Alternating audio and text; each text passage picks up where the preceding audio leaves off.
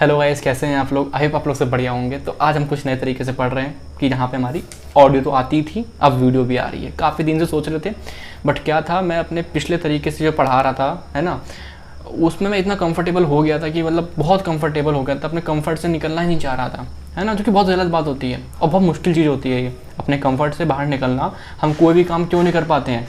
हम पढ़ाई क्यों नहीं कर पाते? बिकॉज हमें सोना पसंद है, या फिर हमें वो चीज़ मतलब अपने कंफर्ट में रहना पसंद है। हम कोई भी हम कर सब कुछ सकते हैं, बट हम अपने कंफर्ट से निकलना पसंद नहीं करते हैं। वो इतना आसान नहीं होता निकलना, ठीक है। तो मैंने सोचा यार, इसको बहुत दिन से प्लान कर रहा था, बट चलो फाइनली हो रहा है, ठीक है। सेटअप वेटअप भी करना पड़ता है ना, मेरे एफर्ट थोड़े डबल ही हो जाएंगे यहाँ पे ऐसे करने में, क्योंकि वहाँ देखना भी और साथ में उसको मर्ज करना। वैसे क्या है, सिंपल ऑडियो को अपलोड कर देना, ठीक है। बट अब वीडियोस मेरी रेगुलर अब तो नहीं आती हैं, कुछ कुछ गैप में ही आती हैं दिनों में, ठीक है, बिकॉज नीड है वैसी, ठीक है। अब मैं चाहता हूँ कि थोड़ा पब्लिक बच्चे भी आएँ, थोड़ा पढ़ें, है ना, फिर वो मुझसे काम कराएं, ठीक है। अदरवाइज मैं तो आराम से करता रहूँगा, मेरी पढ़ाई भी है दूसरी, ठीक है। अब मैंने क्या बोला आपसे, तो हम ऐसे पढ़ने वाले हैं, ठीक है, कोई दिक्कत। पहला है शायद थोड़ा सा यार, क्या पता लिखने में, ऑडियो में, है ना, और वीडियो में भी लैग करे, कुछ हो, पता नहीं, हो भी सकता है ना यार, कि आपको स्क्रीन में जो दिख रहा है। फर्स्ट टाइम मैं कर रहा हूँ, तो एक बार मैं करूँगा, अगर बहुत ज़्यादा ड्रास्टिक कुछ गलत होगा तो वीडियो दोबारा बना दूंगा मैं, कोई बड़ी बात नहीं है। बट ये चेंज लाना ज़रूरी था, है ना, समय के साथ चेंज लाना बहुत ज़रूरी है। वही चीज़ रखे रहना, वो चीज़ ठीक नहीं है, ठीक है। उसको हम अपग्रेड करेंगे, ठीक है। चलो अब स्टार्ट करते हैं। क्या आपको दिख रहा होगा स्क्रीन पे, क्या मॉलिक्यूलर बेसिस ऑफ कैंसर हम आज पढ़ेंगे। मतलब इससे पहले हमने क्या पढ़ लिया था कि जो कैंसर करने वाले एजेंट, क्या बोलते हैं गाइस उनको, कार्सिनोजेंस, है ना, बताया था। अगर आप प्रीवियस पेज पे आओ, ये देखो लिखा है यहाँ पे, क्या लिखा है, कार्सिनोजेंस। मतलब हमने देखा कि क्या केमिकल्स हो सकते हैं, मैंने बोला बिल्कुल केमिकल्स हो सकते हैं। आपने बोला फिजिकल एजेंट, हाँ बिल्कुल हो सकते हैं। आपको मैंने बोला क्या नाम है, रेडिएशन वगैरह, हाँ हो सकते हैं। फिजिकल मतलब आपका कहीं ना कहीं वायरसेस वगैरह भी कहीं ना कहीं क्या कर सकते हैं, कैंसर कर सकते हैं। तो मैंने सिर्फ बताया कैंसर कौन कर सकता है, कैंसर कैसे करते हैं। मैंने इसके बारे में शायद एक मोटा मोटा रिव्यू दिया होगा, ओवरव्यू दिया होगा, बट इन डिटेल आज देखेंगे, उसका एक छोटा सा पार्ट देखेंगे। 2 पार्ट है, वीडियो आएगी, ठीक है। चलो अब मैंने क्या बोला आप लोगों से, तो मतलब आज की क्लास पे हम क्या डिस्कस करने वाले हैं, mechanism of induction of cancer, ठीक है। यानी कि हम पढ़ेंगे ऑन्कोजेनेसिस, कार्सिनोजेनेसिस। कार्सिनोजन क्या थे बताओ, कार्सिनोजन एजेंट थे, है ना। और ये क्या जो आज पढ़ने जा रहे हैं, वो उससे क्या मैकेनिज्म है, कैंसर कैसे इंड्यूस हो रहा है, कैंसर कैसे बन रहा है, सेल के अंदर, डीएनए के अंदर क्या चेंज आ रहा है ना। चलो समझते हैं। हमें पता है कि नॉर्मल सेल क्या होता है, एक वेल डिफरेंशिएटेड, मतलब उसमें ग्रोथ होती है, पॉलीफ्रेशन होता है, डेथ होती है, मतलब एक सिस्टम चलता है, मतलब एक कंट्रोल्ड, क्या लिखा हुआ है, कंट्रोल डेवलपमेंट हो रहा होता है ना, कंट्रोल डेवलपमेंट हो रहा होता है। मतलब कि कहने वाली बात इतनी सी है, इसके अंदर एक जीन होता है, डीएनए है, डीएनए का वो हिस्सा जहाँ जहाँ पे इंफॉर्मेशन है उसे मैं जीन बोलता हूँ। तो एक जीन होता है आपका प्रोटोऑन्कोजीन। प्रोटोऑन्कोजीन क्या करता है, आपकी बॉडी में जो भी सेल के अंदर, अभी देखेंगे हम लोग, बहुत सारे ट्रांसक्रिप्शन फैक्टर होते हैं, बहुत सारे ग्रोथ फैक्टर होते हैं, रिसेप्टर होते हैं, है ना, बहुत सब कुछ चीज़ें होती हैं जो कहीं ना कहीं ग्रोथ यानी कि सेल डिवीज़न में हेल्प करती हैं। यानी कि प्रोटोऑन्कोजीन क्या कराता है, सेल डिवीज़न कराता है, ठीक है, समझ में आ रहा है, ठीक है। मतलब यहाँ मैं लिख दूँ, ये क्या कराता है, प्रोटोऑन्कोजीन ऐसी चीज़ें बनाता है, ऐसे प्रोटीन वगैरह बनाता है जिससे कि मेरा सेल डिवाइड होता है, ठीक है, लिख दूँ, सेल डिवाइड, है ना, ये सेल डिवीज़न में हेल्प करता है, मतलब कि सेल की ग्रोथ बढ़ाएगा, ठीक है। अब आते हैं ट्यूमर सप्रेसर जीन।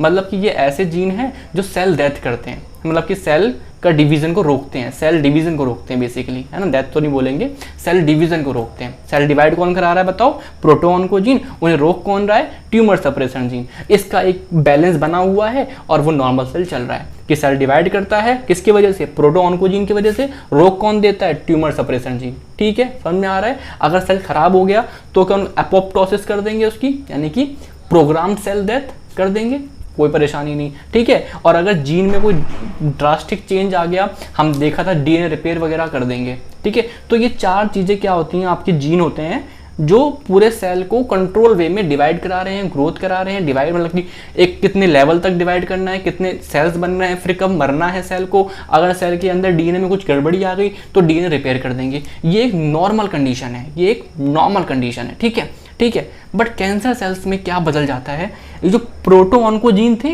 जो सेल डिवाइड करा रहे थे, जो सेल ग्रोथ करा रहे थे, उसमें म्यूटेशन हो गया। क्या हो गया, म्यूटेशन। बट कौन सा वाला म्यूटेशन, और अच्छे समझेंगे, कौन सा वाला mutation, gain of function of mutation.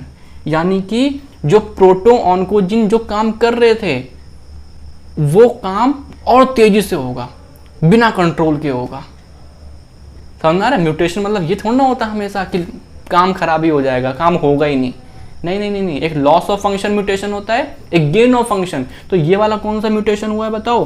Gain of function mutation. मतलब जो काम पहले वो कर रहे थे अब वो और तेज होगा, अनरेगुलेटेड होगा, बेकार तरीके से होगा, उसे कंट्रोल करने वाला कोई नहीं होगा।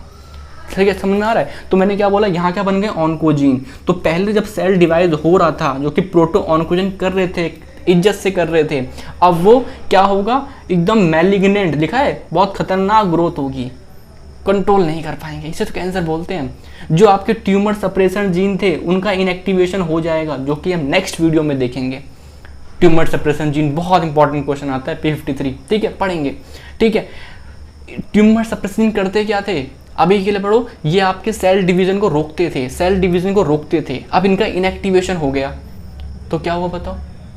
सेल डिवाइड रुकेगा ही नहीं, होता चला जाएगा। यही तो होता है कैंसर, सेल डिवाइड करना ही, सेल क्या होता है? डिवाइड ही करता था, सेल डिवाइड रुकता ही नहीं है। समझ में आ रहा है? अब ठीक है, और आपका एपोप्टोसिस में भी अल्ट्रेशन आ गया, डीएनए रिपेयर में डिफेक्ट आ गया। ये यहाँ पे कैंसर सेल की प्रॉपर्टीज होती हैं, जो नॉर्मल सेल्स में कितना ऑर्डर में था, बट कैंसर सेल में सब गड़बड़ हो गया, सब गड़बड़ हो गया। समझ में आ रहा है क्या? तो हम बेसिकली क्या बोल रहा हूँ मैं आप लोगों से, हाँ समझ में आ रहा है ना? आ रहा है, ठीक है। पहली बार वीडियो से पढ़ा रहा हूँ ना, थोड़ा सा मैं भी हैबिचुअल हूँगा 1-2 वीडियो के बाद, ठीक है, कि ये चीज़ें मैं पढ़ा रहा हूँ, यहाँ पे लिख रहा हूँ, वहाँ मैं बोल रहा हूँ, वहाँ देख रहा हूँ, उससे कितना सिंक कर पा रहा हूँ। ठीक है, 1-2 वीडियो लगेंगे, मैं उससे हैबिचुअल हो जाऊँगा फॉर श्योर। ठीक है, अभी मेरी बात समझो। अब मैंने क्या बोला, देखो प्रोटो ऑन्कोजीन थे, वो क्या बनाएंगे भाई? जीन क्या बनाते हैं? जीन प्रोटीन बनाते हैं, ट्रांसक्रिप्शन ट्रांसलेशन करके, ठीक है, प्रोटीन बनाते हैं। ठीक है, प्रोटीन बनाएंगे यानी कि ट्रांसक्रिप्शन फैक्टर, है ना, आपने देखे होंगे, पढ़ा होगा आपने मॉलिक्यूलर बायोलॉजी, उसके बाद ही कैंसर पढ़ना भाई, मॉलिक्यूलर बायोलॉजी के बाद बहुत यूज होता है। ठीक है, फिर क्या होगा? ट्रांसक्रिप्शन फैक्टर बनाएंगे, ग्रोथ फैक्टर बनाएंगे, ग्रोथ फैक्टर रिसेप्टर बनाएंगे, टायरोसिन काइनेज बनाएंगे। मतलब कहने वाली बात इतनी सी है, अगर मैं यहाँ पिक्चर दिखाऊं आपको, एक सेल दिख रहा है, एक सेल दिख रहा है, इसके अंदर आपको दिख रहा है growth factor like protein platelet drive growth factor, है ना, आपको दिख रहा है यहाँ पे EGF रिसेप्टर हो गए, मतलब कि रिसेप्टर बना रहे हैं, आपके ग्रोथ फैक्टर आ रहे हैं यहाँ पे, बीच में ये पूरे चीज़ें आ रही हैं, प्रोटीन बहुत सारी, टायरोसिन काइनेज आ रहा है। ठीक है, यहाँ पे आपको दिख रहा है ट्रांसक्रिप्शन फैक्टर दिख रहे हैं।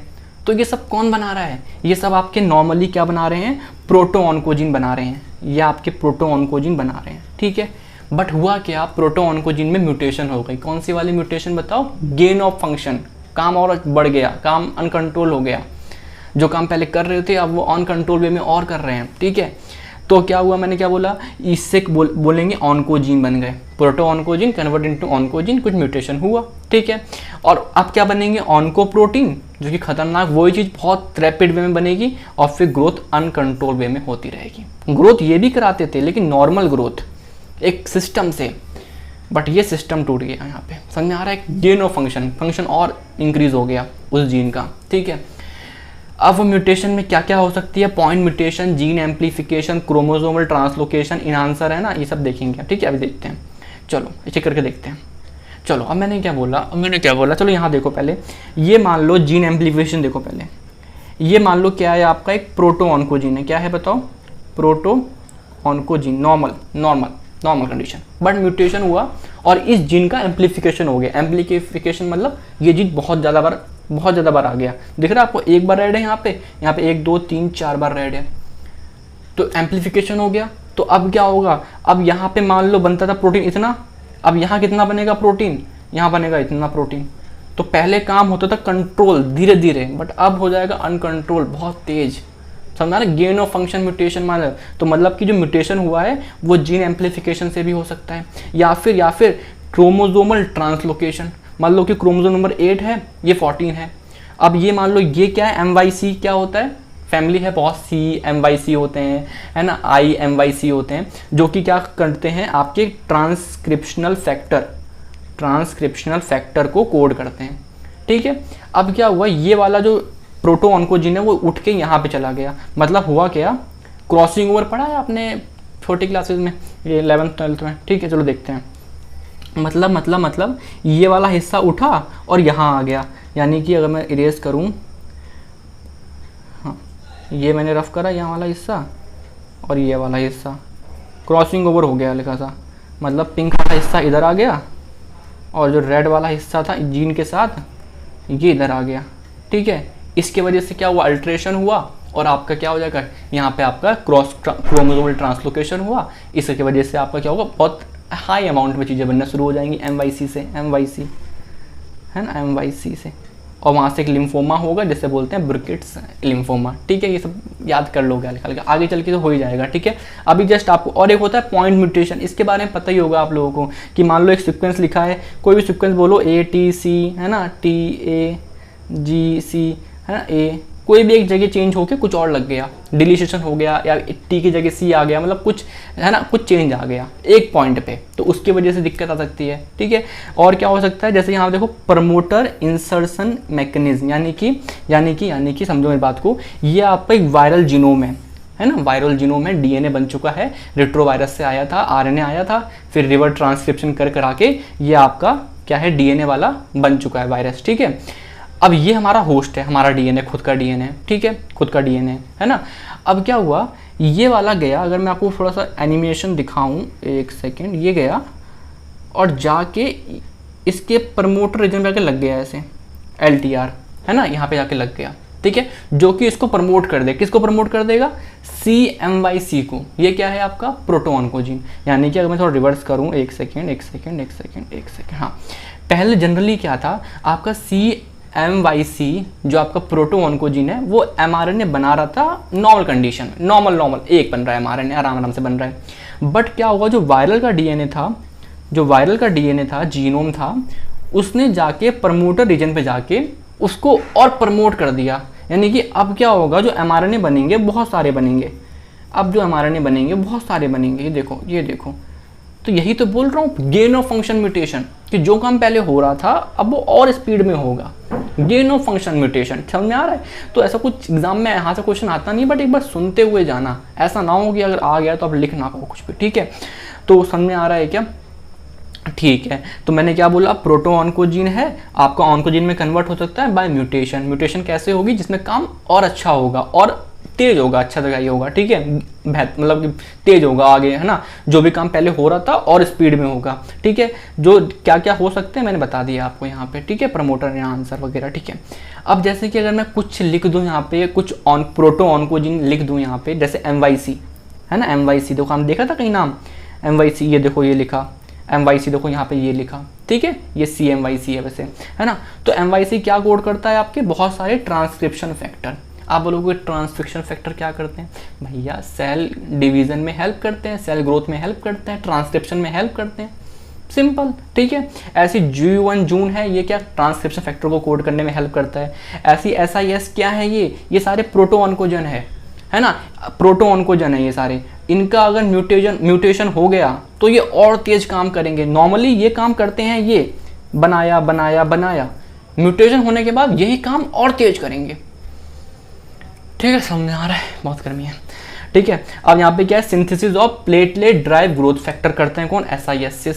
ठीक है, FOS ये करते हैं आपका ट्रांसक्रिप्शनल फैक्टर, और SRC करते हैं आपको टायरोसिन काइनेज। मतलब ये क्या नाम आ रहे हैं बार बार, ये कोई नाम नहीं आ रहे, ये आपके एक सेल में जो भी ग्रोथ करने के लिए कुछ रिसेप्टर चाहिए होते हैं, यहाँ पे टायरोसिन काइनेज का एक्टिवेशन करना होता है। ठीक है, एक सेकेंड, है ना।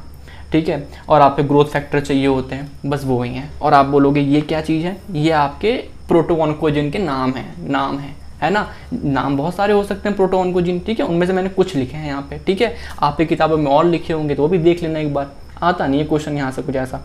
आप पे सिंपल प्रोटोऑन्कोजीन के बारे में हल्का हल्का पूछ लेंगे, आपको इतना डिटेल में एग्जाम में नहीं पूछते। आपको जो नेक्स्ट लेक्चर आने वाला है किसके ऊपर, आई थिंक उसके ऊपर, ट्यूमर सप्रेसर जीन के ऊपर, उससे क्वेश्चन आता है अच्छा खासा। ठीक है, तो आई होप समझ में आया होगा आपको। यहाँ से टेक अवे क्या लेना है, टेक अवे ये लेना है, प्रोटोऑन्कोजीन क्या करते हैं बताओ, आपका सेल को ग्रोथ कराते हैं, सेल डिफ्रेंशिएशन, पॉलीफ्रिकेशन वगैरह कराते हैं। ठीक है, अब ये क्या हो गया नॉर्मल। अब प्रोटोऑन्कोजीन का म्यूटेशन हो गया तो क्या बन गया, ऑन्कोजीन। बट कैसा म्यूटेशन हुआ है, गेन ऑफ फंक्शन वाला म्यूटेशन हुआ है। ठीक है, मतलब कि काम और तेज होगा। तो क्या होगा, ऑन्कोजीन क्या बनाएंगे, ऑन्कोप्रोटीन, और मैलिग्नेंट ग्रोथ होगी, खतरनाक ग्रोथ होगी। ठीक है, बिकॉज सारे प्रोटीन बहुत ज़्यादा बन रहे होंगे रैंडमली, है ना।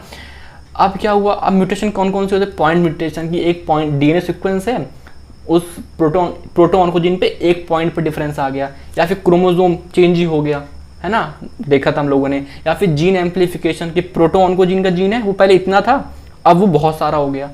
समझ में आ रहा है, समझ में आ रहा होगा ना। या फिर कोई वायरल डीएनए आया, वायरल जीनोम आया, उसने उस सीक्वेंस को प्रमोट कर दिया। नॉर्मली वो आराम से कर रहा था काम, लेकिन वायरल डीएनए ने उसको प्रमोट कर दिया। समझ में आ रहा है, तो वो हो गया, ठीक है, प्रमोटर इंसर्शन, या फिर इन्हांस कर दिया, इन्हांसर है ना, इंसर्शन मैकेनिज्म। तो ये कुछ मैकेनिज्म थे, उसके बाद ये थोड़ा डाटा देख लेना होता है, बस हो जाता है हमारा काम, ठीक है। अब जो नेक्स्ट लेक्चर, जो कि जल्दी ही मैं अब वीडियो जल्दी लाऊंगा, ठीक है, जो बात करेंगे ट्यूमर सप्रेसर जीन के ऊपर, ठीक है। तो यही हमारे लेक्चर ख़त्म करते हैं हम इस चीज़ को। आई समझ में आया होगा। पहली बार पढ़ा रहा हूँ यार ऐसे फॉर्मेट में, शायद मैं भी थोड़ा सा लैग कर रहा हूँ, है ना, लेकिन मैं वादा करता हूँ मैं 1-2 वीडियोस में इस चीज़ से कंफर्टेबल हो जाऊँगा, एंड देन आपको चीज़ें बहुत स्मूथ लगेंगी, बहुत स्मूथ लगेंगी, ठीक है। क्योंकि अभी आप देख लो पीछे बैकग्राउंड में कुछ आ रहा है, मैं उसके लिए भी कुछ कर रहा हूँ, बट अगेन यार समझा करो, अकेले हो नहीं पाता इतना कुछ, ठीक है। और जब कुछ ऐसा कुछ लोग देखने वाले, मतलब जितने लोग देखते हैं रिस्पेक्ट है, बट अगेन ऑडियंस तो कम ही है। ऐसा नहीं है यहाँ से 1 रुपया भी आता है। अगर मुझे कुछ भी कोई भी चीज़ लेनी भी होती है, सपोज करो स्टैंड लेना है मेरे को, माइक लेना है, ख़राब हो गया, पेन से लिखता हूँ, सब पैसे लगते हैं, बट अगेन वो सब है ना, ऐसा तो नहीं यहाँ से कोई इनकम आ रही है। सब्सक्राइबर वगैरह इतने नहीं है कि कोई यूट्यूब मुझे 2 रुपये भी देते अभी, ठीक है, बट हो जाएगा, उसकी मुझे टेंशन नहीं है, उसका कुछ ना कुछ हो जाएगा अगर दम होगा तो, ठीक है। बाकी यार आप लोग ना फीडबैक दिया करो, वीडियो देखने के बाद एटलीस्ट एक कमेंट कर दिया करो। आप बच्चे बहुत वीडियोज़ देख रहे हो, पास्ट में पढ़ाने वाले हैं आपके जितने बच्चे मुझसे जुड़े हुए हैं, सब बच्चे वीडियोज़ देख रहे हो और पूरी देख रहे हो, मुझे पता है, डाटा रहता है मेरे पास, बट आप कमेंट कर दोगे सो दैट यूट्यूब भी उसको वीडियोज़ को प्रमोट करेगा, हेल्प होती है, ठीक है, हेल्प होती है। तो वो अगर आप थोड़ा कर सको, 2 मिनट लगेंगे आपको कमेंट वगैरह करने में, कुछ भी अगर समझ में आया हो तो मेरे लिए हेल्पफुल होगा, लाइक कर दोगे तो अच्छा रहेगा, ठीक है। बाकी मैं हर वीडियो में ऐसा नहीं बोलूँगा, ठीक है। चलिए गाइस, आई होप मज़ा आया होगा आपको, ठीक है। चलिए गाइस, ठीक है, थैंक यू, है ना। एक साथ बंद करेंगे इसको, 1 2